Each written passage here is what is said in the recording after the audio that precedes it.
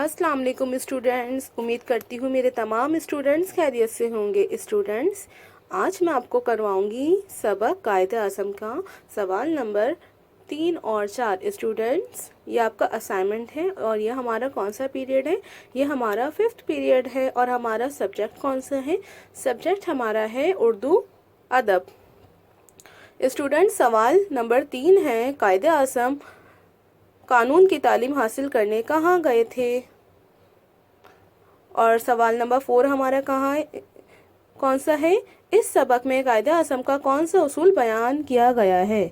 Students, आइए देखते हैं। स्टूडेंट्स, कायदे आज़म कानून की तालीम हासिल करने कहाँ गए थे?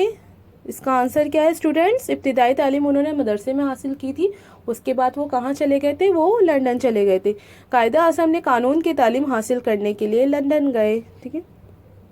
इस सबक में कायदे आज़म का कौन सा उसूल बयान किया गया?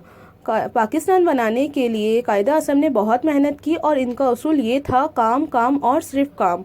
और हमें भी इनके उसूल पर अमल करना चाहिए। स्टूडेंट, मैंने आपको बताया था कि हमें मेहनत करनी चाहिए, क्योंकि हमारे जो रहनुमा हैं वो भी क्या करते थे? सिर्फ मेहनत करते थे और काम काम उनका उसूल था। देखिए, इसीलिए तो हमें पाकिस्तान मिला, उनकी मेहनत से हमें पाकिस्तान मिला। तो हमें भी मेहनत करनी चाहिए हर काम में। इंशाल्लाह अब हम नेक्स्ट क्लास में मिलेंगे। अल्लाह हाफिज़।